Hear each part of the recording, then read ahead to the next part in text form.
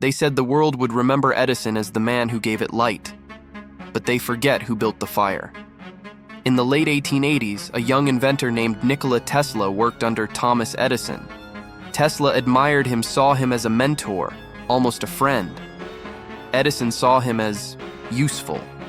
One night, Tesla stayed awake for 36 hours straight, designing, testing, refining a generator Edison had failed to fix for months. When he finally succeeded, Edison smiled, shook his hand, and said, "You've done it, my boy." Tesla reminded him of the promised $50,000 for solving the problem. Edison laughed. He said, "You don't understand American humor." That laugh broke something inside Tesla.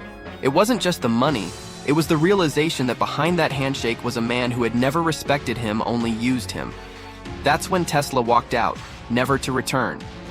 But here's the dark truth. This isn't just a story about two inventors, it's the story of all of us.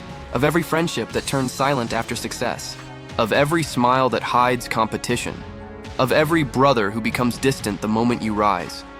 Tesla thought he lost an opportunity, but what he really lost was an illusion. Because a friend who turns enemy after a small misunderstanding was never a friend at all. Watch till the end. You'll see why that one lesson can change the way you trust forever. They said he trusted him more than anyone. The king and his advisor, two men who built an empire together. One ruled from the throne, the other whispered wisdom from the shadows. Every victory was shared, every toast was raised together.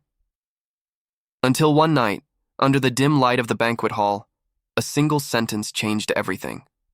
A rumor, a whisper. Someone said the advisor spoke against the king.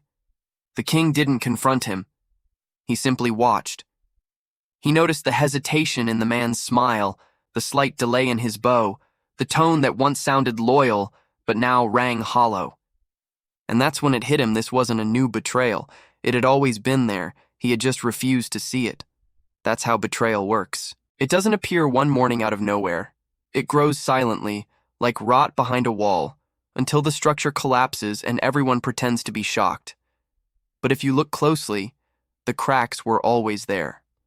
A friend who becomes an enemy after a small misunderstanding was never your friend. They were a hidden rival, wearing a mask of warmth, waiting for the right storm to reveal themselves. Here's the thing. Most people aren't betrayed because they trusted the wrong person. They're betrayed because they ignored the small moments that expose the truth. We see this pattern everywhere. In relationships, in workplaces, in politics. The faces change, but the psychology remains the same. Think of Julius Caesar and Brutus. People focus on the knife, but the betrayal began long before that night. It started when Brutus began competing silently with the man who once lifted him. When admiration turned into envy. When loyalty became theater. Caesar saw it. He just didn't want to believe it. Because that's what blindness born of love does. It makes you think loyalty is guaranteed. And this isn't just about Rome. It's about you. Think of the friend who stops celebrating your wins. The colleague who laughs when you fail, but hides it behind a joke. The person who suddenly grows distant after you set a boundary. That's not a misunderstanding. That's exposure. The mask slipped and you saw what was underneath. Human beings crave connection, but most connections are built on convenience. People love you as long as you validate them, as long as your light doesn't outshine theirs, as long as your truth doesn't challenge their comfort. The moment you stop feeding their illusion, they starve and blame you for their hunger. In psychology, this is called conditional attachment love or loyalty that exists only when it benefits the other person. And here is what is terrifying. Most people don't even know they are doing it.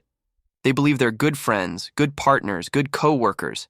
But the moment life tilts, the moment you say no, succeed, or speak your truth, they turn. Because your growth disrupts their balance. Let's bring this closer to our world. You've seen this at work. You share an idea in a meeting. Everyone nods. Then, a week later, someone else presents it as theirs. You confront them, and suddenly you're the problem. They say, don't take it personally, but it is personal. Because betrayal always is. They were waiting for the right moment to step on you to rise higher. Even Machiavelli faced this.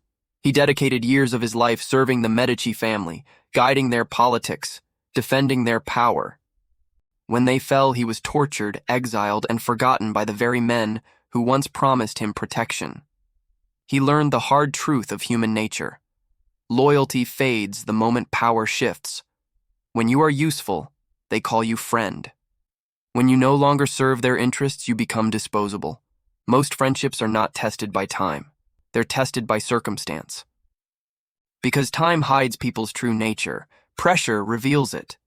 You see, life has a way of shaking the tree not to break you, but to make the rotten fruit fall. When you face a little misunderstanding, a little disagreement, a small success, those are your tests. Not of you, but of them. Watch who claps. Watch who withdraws. Watch who twists your words when you're not around. Thomas Becket learned this lesson too. He was the closest friend of King Henry II of England. They dined together, laughed together, fought wars together. But when Becket became Archbishop and refused to serve the king's personal ambitions, the friendship cracked. Ego entered the room. The same hand that once rested on his shoulder became the hand that ordered his death. The throne couldn't tolerate independence, because loyalty to a man of power is only valuable when it bends. That's the tragedy of friendship built on imbalance. One controls, the other complies, and the moment you stop complying, you become the enemy. But here's where it gets deeper. Betrayal is never about the act. It's about the moment you realize it was never love. It was a transaction. You gave them trust. They gave you attention. You gave them loyalty. They gave you convenience. And when the exchange no longer served them, they left. Let's pause on that. People leave not because of misunderstanding, but because the illusion ended. And once illusion dies, truth stands naked, uncomfortable, undeniable, irreversible. You've probably felt this. That quiet moment after someone walks away and you think, did I do something wrong? No, you didn't lose them, you just lost your illusion of them. Because true friendship doesn't crumble from misunderstanding. It deepens through it. It communicates. It forgives. It grows. Fake friendship, on the other hand, doesn't need conflict to die. It just needs truth to enter the room. Nikola Tesla and Thomas Edison lived this dynamic. Edison hired Tesla, praised him, promised him reward for innovation. When Tesla delivered beyond expectation, Edison laughed and refused to pay. That is the moment Tesla saw what was always true: admiration is shallow when it's built on competition. He walked away, and history remembered him. Edison had money, Tesla had legacy. So what does this tell us? That betrayal isn't always destruction. Sometimes it's direction. It points you toward truth. It teaches you to see people as they are, not as you want them to be. Life strips masks through conflict. You can't avoid that, but you can learn from it. Because every misunderstanding is a mirror not showing who they became, but who they always were. Trust isn't built on words. It's built on how people act when it's inconvenient to love you. Remember that. Because the moment you need them most is when their true nature steps into the light. A friend who turns on you was never yours. They were a lesson wearing the costume of loyalty. And when that mask falls off, don't chase it. Let it go. Because what just broke wasn't a bond. It was your blindness. Loyalty sounds noble, but in truth it's only proven under fire. When the room goes dark, when your name is dragged, when the world stops clapping, that's when you know who's real. It's easy to stand beside someone in victory. It is effortless to say, I've got your back when there is nothing to lose.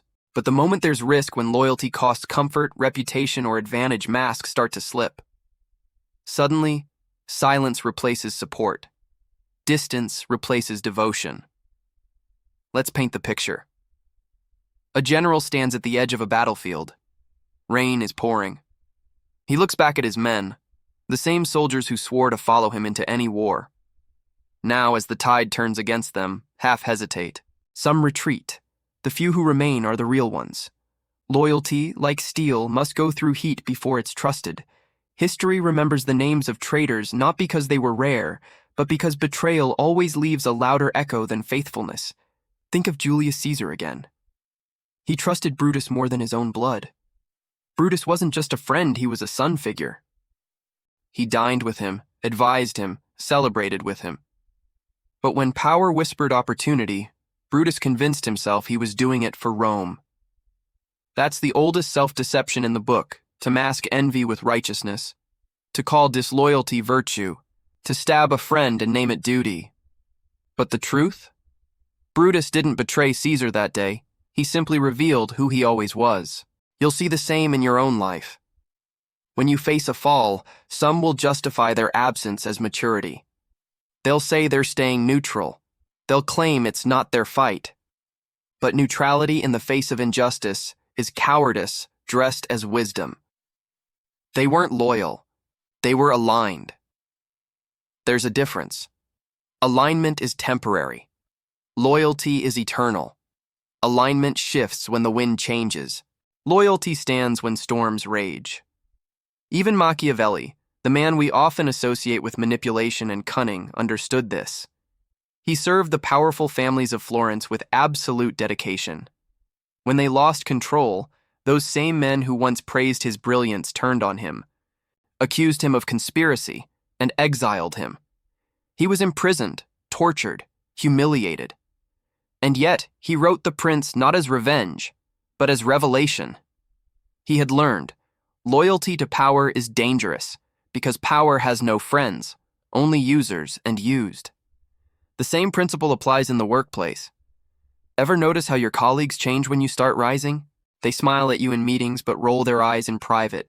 They cheer your promotions but secretly hope you fail to handle them. Because your progress disturbs their comfort. It reminds them of their own stagnation. Here's the psychology behind it. Humans crave belonging. But belonging often conflicts with individuality. When you start outgrowing the group, they label it arrogance. They call your boundaries betrayal. That's their defense mechanism. They don't want to face their own reflection in your success. That's why loyalty is not about proximity. It's about integrity. Some people can sit miles away and still defend your name. Others can sit beside you and sharpen the knife. Think of King Henry II and Thomas Becket. Henry made Becket archbishop, thinking his friend would remain his obedient ally. But once Becket found conviction, once he began to serve conscience over crown, Henry couldn't bear it. His ego called it disloyalty. His anger made it treason. And in a moment of fury, he unleashed the words that sealed Becket's fate. Becket died for being loyal not to Henry, but to truth. That is the paradox of loyalty. It sometimes demands you break with people to stay faithful to principles. And that's where most people fail. They're loyal to faces, not to values, to comfort, not to conscience, to convenience, not to character. You'll see this in companies, in families, in governments. People worship whoever signs their paycheck, whoever validates their feelings, whoever mirrors their opinions. That's not loyalty. That's dependency. True loyalty requires discomfort. It demands the courage to say, you're wrong even to someone you love. It's not about protecting someone's ego. It's about protecting the bond from dishonesty. Look at Qin Shi Huang, the first emperor of a unified China. He built an empire on brilliance and fear. But his greatest weakness wasn't his enemies. It was his advisors. They told him only what he wanted to hear. Their loyalty was counterfeit, built on fear and self-preservation. They manipulated his paranoia until he became a prisoner of his own power. That's what happens when leaders surround themselves with loyalty bought instead of earned. When friends become servants instead of mirrors. So ask yourself who challenges you when you drift? Who tells you the truth even when it hurts? Who stays when there's no benefit in staying? That's loyalty, and it's rarer than gold. Even in the modern world, this test repeats. Think of the colleague who stands by you after a project fails, or the partner who doesn't disappear when money tightens. Those moments, not vacations, not celebrations, reveal the truth.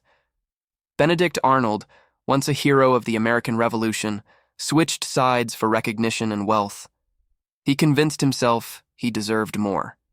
He felt overlooked, underappreciated, undervalued. Sound familiar? That's how betrayal often begins, not from hatred, but from resentment disguised as fairness. He betrayed an entire cause to soothe his wounded ego. That's the cost of shallow loyalty. It breaks at the first scratch to pride. And yet, This is the pattern you must watch in others and in yourself. Because loyalty isn't just something you receive. It's something you give or withhold wisely. Many of us make the mistake of being loyal to people who drain us, disrespect us, or consistently doubt us. We call it patience, compassion, understanding. But it's not. It's self-neglect in disguise. When loyalty becomes one-sided, it's not virtue anymore, it's bondage. Let me tell you something powerful. Sometimes loyalty to yourself requires walking away from others. From those who twist your truth. From those who drain your peace. From those who weaponize your kindness.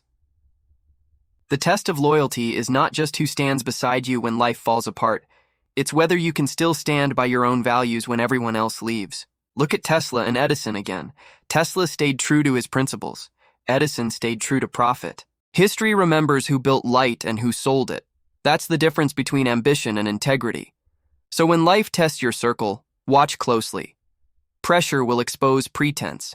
Discomfort will reveal character. And silence will speak louder than 1,000 promises. When you lose people in your storms, don't mourn the loss.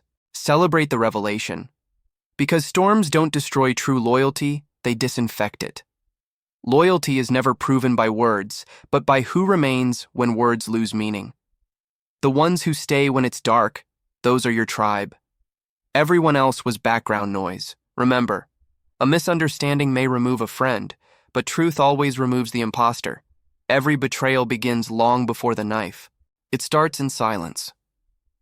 In small, quiet moments when someone decides your presence threatens their comfort, they smile the same, but something shifts behind the eyes. A seed of envy takes root. That's how betrayal grows, not from hatred, but from comparison. And here's the cruel irony. The people who betray you the deepest are the ones who once admired you the most. Because admiration, when poisoned by insecurity, mutates into resentment. They loved your light until it reminded them of their own shadows. Let's take it back to ancient courts where loyalty was a currency and envy a weapon. A trusted general rises too high, wins too many victories, earns too much praise. The king smiles in public but plots in private, because no ruler can stomach competition that walks and talks beside him. That is the original sin of betrayal, fear disguised as strategy. That same psychology exists today not in castles, but in conference rooms. Your manager praises you in meetings, then cuts you out of the next project. A friend compliments your success, then stops calling altogether. This isn't coincidence. It's instinct. In human behavior, there's something called the threat response of ego. It's triggered not by danger, but by someone else's growth. When people around you start evolving, the insecure brain feels cornered. It has two choices: evolve to, or destroy the reminder. Most choose destruction, because it's easier to betray you than to confront their own stagnation. That's why betrayal is less about evil and more about weakness. Strong people confront, weak people conceal. They build narratives to justify their deceit, to make themselves the victim of the story they created. Take Benedict Arnold. He told himself he was betrayed first, that his genius wasn't recognized, that his effort wasn't rewarded. So he flipped sides, convincing himself it was justice. But here's the thing. Betrayal always wears the mask of justification. No one ever calls themselves a traitor. They just rewrite the story to make it sound noble. You've seen this play out in your own life, haven't you? Someone betrays your trust, and instead of guilt, they talk about how you changed. They tell others, it's not what it looks like. They paint you as cold, arrogant, or difficult because acknowledging their weakness would crush their self-image. That's the mind of a betrayer, fragile, proud, always in defense. Let's step into the mind of one for a moment. They notice you rising. At first, they clap. Then they compare. Then they feel small. The ego whispers. They think they're better than you. And that whisper becomes obsession. Now, every word you say, every win you earn, every boundary you set all feels like an attack. So they retaliate not because you hurt them, but because you reminded them of who they're not. This is the deep psychology of envy. And it's ancient. Nietzsche called it resentment, a hatred born from weakness, not from moral principle. People don't want to destroy you because you're evil. They destroy you because your existence invalidates their excuses. Take Qin Shi Huang again, the emperor who unified China but couldn't unify his own court. His advisors fed him lies to maintain control. They told him his power was eternal, that he was divine, and he believed them because his ego needed the illusion. In the end, those same advisors manipulated his paranoia until he turned on his own generals, his own bloodline. He became both ruler and prisoner of deceit. That's the danger of betrayal from within. It blinds both sides. The betrayer thinks they're in control. The betrayed thinks they're safe, but both are caught in illusion. Let's look at Machiavelli again because people often misunderstand him. They quote him as a master manipulator, but forget he was betrayed first. When the Medici returned to power, they accused him of conspiracy and banished him. Years of service meant nothing. Why? Because the human mind attaches loyalty to relevance. Once you're no longer useful, you become suspicious by default. That's betrayal as survival. In the modern world, it looks like this. You lose a job, and suddenly, the people who used to check on you stop replying. You fail once, and the same people who called you brother vanish overnight. This is not about misunderstanding. It's exposure. Their kindness was dependent on your status. When that status fell, so did the illusion. Here's what psychology tells us: betrayal is almost never spontaneous. It's cumulative. A buildup of suppressed jealousy, unspoken competition, and internal narratives that finally break through restraint. Most betrayals are premeditated long before the act. The event just gives them permission to do what they already wanted. Take Tesla and Edison once more. Tesla wasn't betrayed because of a contract, he was betrayed because of pride. Edison couldn't handle being outshined by a mind he underestimated. So he mocked him, discredited him, and let greed finish what insecurity began. That's betrayal.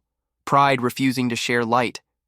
And yet, betrayal teaches more about you than it ever does about them. Because the moment you're betrayed, two questions arise: will you become bitter or aware? Will you close your heart or sharpen your vision? The bitter man becomes his betrayer, suspicious of everyone, blind to nuance, always expecting the next knife. The aware man becomes wiser, calm, detached, observant. He doesn't stop trusting. He just learns to verify before he invests. That's what Thomas Becket represents. A man betrayed by both friend and crown, yet unbroken in faith. He didn't curse Henry. He stood firm in principle. That's the transformation betrayal offers, the chance to rise beyond vengeance. Because vengeance keeps you in the same story. Awareness writes a new one. Here is a truth most never realize. Betrayal is often the universe's final way of removing who you refuse to release. You sensed it. You ignored it. You defended them when your intuition screamed otherwise. So life did what you wouldn't, it tore the connection apart. That's why betrayal hurts so much. Not because of what they did, but because of what you denied. You betrayed your intuition first. They just finished the job. Look closely at any betrayal and you'll find 3 layers: the act, the reason, and the revelation. The act cuts your trust. The reason exposes their weakness. But the revelation, that's the gold. It forces you to see who's who and what's what. People show you fragments of themselves in peace, but in conflict, they show you everything. So stop asking, why did they do it? Ask instead, what did it reveal about me? What did I ignore? What did I tolerate? What did I call loyalty when it was actually dependence? Because that's where your power lies, not in revenge, but in reflection. When you understand the psychology of betrayal, you stop being its victim. You see patterns instead of pain. You observe motives instead of feeling them. You realize most betrayal is self-defense by the weak against the strong. And once you see that, you can forgive not because they deserve peace, but because you deserve freedom. Forgiveness isn't reconciliation. It's clarity. It's saying, I see you now. And I release the version of me that believed you. Remember this: people don't betray you for who you are. They betray you for who they are not. Your strength highlights their weakness. Your light exposes their shadow. And instead of learning from it, they attack it. That's why betrayal is never personal. It's psychological. And once you understand that, it loses its sting. Because at the end of every betrayal lies a gift site, the ability to see without illusion, to love without blindness, and to walk without fear. That's not loss. That's liberation. Every betrayal begins outside, but the lesson it carries points inward. Because here's the truth most people run from: you can't be betrayed unless you first betray yourself. We call it loyalty. We call it patience. We call it giving the benefit of the doubt. But beneath those noble names lies something darker: denial. We saw the signs. We felt the shift. We sensed the distance. But we didn't want it to be true. So we silenced our intuition, defended the deceiver, and called it love. That's the quietest form of self-betrayal, knowing something's wrong, but pretending it isn't, just to keep the illusion alive. Think about it. How many times have you excused behavior that made you uneasy? How many times have you said, "That's just how they are"? Every time you did, you chipped away at your own boundaries. You taught others that your silence was acceptance, that your forgiveness was permission. And when they finally crossed the line, you blamed them. But the truth? They just walked through the door you kept unlocked. The mind doesn't like hearing that, because it's easier to call yourself the victim than the accomplice. But awareness isn't about blame, it's about awakening. You see, betrayal doesn't just expose who others are, it reveals what you've been avoiding about yourself. Julius Caesar trusted too easily because he needed to believe loyalty still existed in a political world built on masks. His tragedy wasn't Brutus, it was blindness. The need to see love where there was only ambition. We all have our versions of that blindness. You want to believe your friend is genuine, your boss is fair, your partner is loyal, because the alternative would shake the foundation of your world. So the mind builds a softer version of reality, one that's bearable. That's not stupidity, that's self-protection. But here's the paradox. The same shield that keeps you safe also keeps you blind. You can't heal what you refuse to look at. Betrayal rips that shield away. That's why it feels violent. It doesn't just break trust, it shatters illusion. And illusions don't die quietly. Let's take Machiavelli again. After his exile, he wrote, "The prince not to glorify manipulation, but to understand it." He stopped seeing the world through loyalty and began seeing it through truth. He realized that power exposes character faster than time. He studied deception so he'd never again be deceived by it. That's what self-reflection after betrayal looks like, turning pain into perception. You can't change what happened, but you can change how deeply you see it. Here, the thing: every betrayer you meet is also a reflection of a hidden part of you. The friend who manipulates shows your discomfort with confrontation. The one who leaves shows your fear of abandonment. The one who lies shows your struggle with denial. That's why Carl Jung said, "Until you make the unconscious conscious, it will direct your life and you will call it fate." Betrayal is that mirror. It forces you to look at your unconscious, the shadow. All the traits you disown in yourself get mirrored by those who hurt you. That's how the mind grows, through reflection, not revenge. Imagine you're walking through a hall of mirrors. Each mirror is a relationship. Some show you kindness, others manipulation, others indifference. When one of them shatters, you don't lose the reflection. You just see what was hidden behind the glass yourself. Let's go deeper. Why do we attract people who betray us? Because the mind seeks completion. If a part of you feels unseen, you'll attract someone who mirrors that wound. If you fear rejection, you'll draw those who abandon. If you suppress anger, you'll find someone who triggers it. Life pairs you with your missing lessons until you learn them. That's why awareness hurts. It shows you that betrayal isn't punishment, it's instruction. Look at King Henry II and Thomas Becket once more. Henry's ego needed admiration. Becket's integrity refused to give it. Their collision wasn't accidental, it was inevitable. Each revealed the other's flaw. Henry's hunger for control, Becket's rigid pride. Two men reflecting each other's unhealed parts. Every relationship is a psychological mirror, and every betrayal is the moment the mirror cracks, forcing you to see the distortion you lived in. The same happens in modern life. You stay at a job that drains you because you fear instability. You stay in friendships that humiliate you because you fear loneliness. You chase approval because you fear invisibility. And each time, The world sends you another reminder, another betrayal until you finally see the pattern isn't outside you. It's inside. The lesson repeats until it's learned. Here's a truth to sit with. The pain isn't coming from what happened. It's coming from the death of who you were before it happened. The version of you that needed their approval, that believed their promises, that ignored your own intuition, that version is gone. And grief in betrayal isn't for them. It's for your old self. That's why closure is an illusion. You don't get closure from conversations. You get it from transformation. From seeing your own shadow clearly and saying, "Never again will I abandon myself to keep someone else comfortable." Qin Shi Huang lost his empire's peace not because of his enemies, but because of his mind. He trusted liars who mirrored his own obsession with control. He built walls around his empire, and around his heart both became his prison. That's what happens when you build emotional walls instead of emotional intelligence. So ask yourself, what wall did you build after you were betrayed? Do you call it strength when it's actually fear? Do you call it independence when it's avoidance? Healing isn't about hardening. It's about seeing clearly without closing your heart. The test is to remain open but not naive, compassionate but not gullible, aware but not paranoid. Betrayal gives you the map. It marks the weak spots in your boundaries, the blind spots in your awareness, the wounds in your self-worth. You can ignore it and repeat the lesson, or you can face it and evolve. Look at Tesla.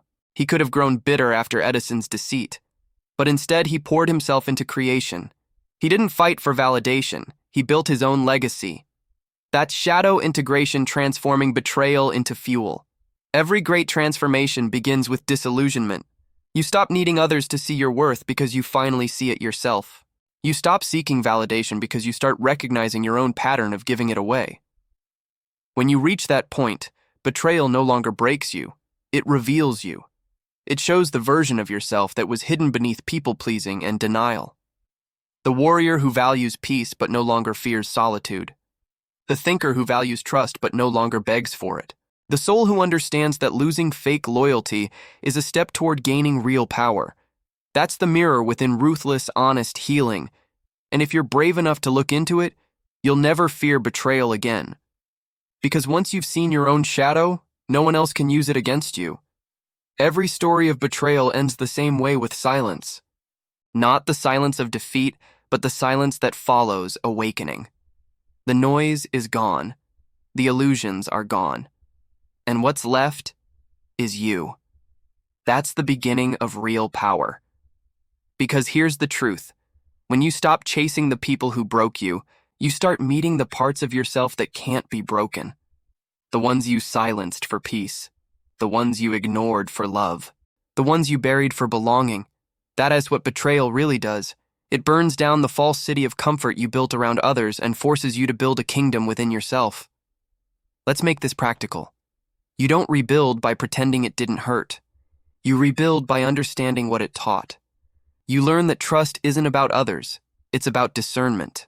That forgiveness isn't weakness. It's clarity. That solitude isn't loneliness. It's recalibration. Because after betrayal, the silence you once feared becomes your sanctuary. Think of Julius Caesar. His downfall came not from his enemies, but from his faith in untested loyalty. His death became the seed of an empire's rebirth. Rome didn't end. It transformed. The same is true for you. Your collapse isn't an ending. It's an evolution. Every ending life sends you is an invitation to grow deeper roots. Because storms don't destroy the strong, they reveal them. Look at Machiavelli. Exiled, humiliated, abandoned by those he once served, yet he wrote the work that would make his name immortal. The men who betrayed him faded from history. His exile became his education. His pain became philosophy. That's what mastery looks like, turning rejection into reflection, and reflection into power. The path forward begins when you stop asking, "Why did they do this to me?" and start asking, "What did this reveal about me?" Maybe it showed that you attach too fast, that you trust without testing, that you overgive to prove your worth, that you confuse loyalty with servitude. Each insight is a weapon forged in awareness. You see, the strongest people aren't those who never fall.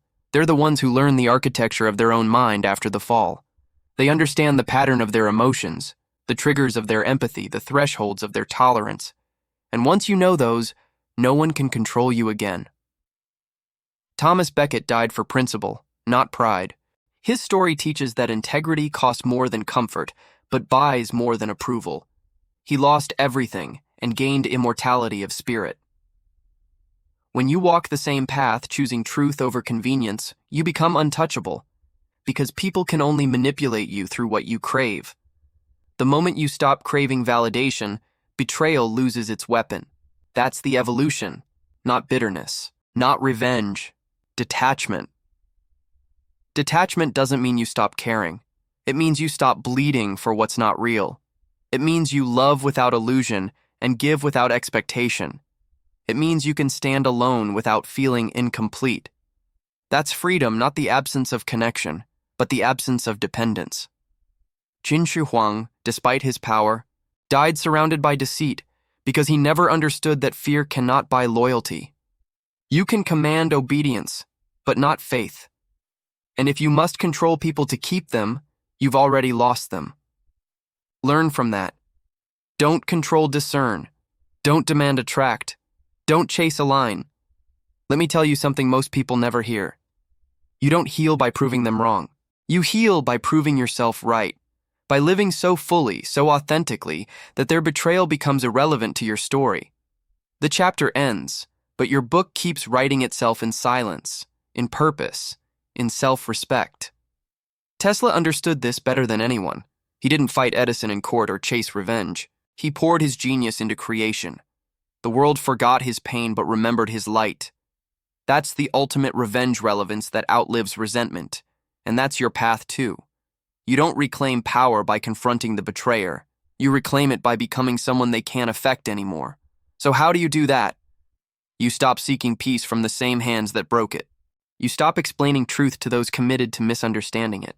You stop auditioning for spaces that were never meant to hold your worth. Instead, you build quietly. You grow silently. You evolve in the dark until your very presence is the proof that pain served its purpose. Remember this. People leave because they must. Betrayal happens because illusions need to end. But strength is a choice you make after the dust settles. It's choosing not to chase closure, because closure is already in the clarity. It's choosing not to shrink, because smallness never saves you from hurt. It's choosing not to harden, because a guarded heart feels no pain but also no joy. Instead, you walk forward with eyes wide open, not cynical, just awake. You realize that loyalty, love, and friendship are sacred only when they're free. That misunderstanding doesn't destroy real bonds, it exposes fake ones. That betrayal isn't the enemy of trust, it's the purifier of it. Look back at your life now. Every person who left you taught you self-reliance. Every lie you discovered taught you discernment. Every silence you endured taught you to hear your own voice. You're not the same person who began this journey. You're wiser, sharper, quieter, but stronger in the quiet. And when the next storm comes, you won't be shaken. You'll recognize the pattern before it unfolds. You'll see the mask before it drops. You'll sense the shift before it happens. That's not paranoia, that's mastery. Because once you've walked through betrayal and faced your own shadow, you become what few ever reach: unbreakable. Not because you built walls, but because you built wisdom. Not because you stopped trusting, but because you learned who deserves it. Not because you stopped loving, but because you started loving with awareness. That's the final transformation, turning pain into precision. Understanding that the world will always test your loyalty, but you decide what you remain loyal to: illusion or truth, fear or freedom. So walk forward, not bitter, but awake, not wounded, but wise, not alone, but aligned. And when someone asks you what betrayal taught you, tell them this: it taught me that not every friend is true, but every betrayal was a teacher, and every scar became my crown. Because those who break you create your silence, but those who rise from it create their own empire. Years later, the world would watch the skyline of New York burst into light, not from Edison's greed, but from Tesla's vision. He didn't fight back. He didn't beg for credit. He simply built in silence.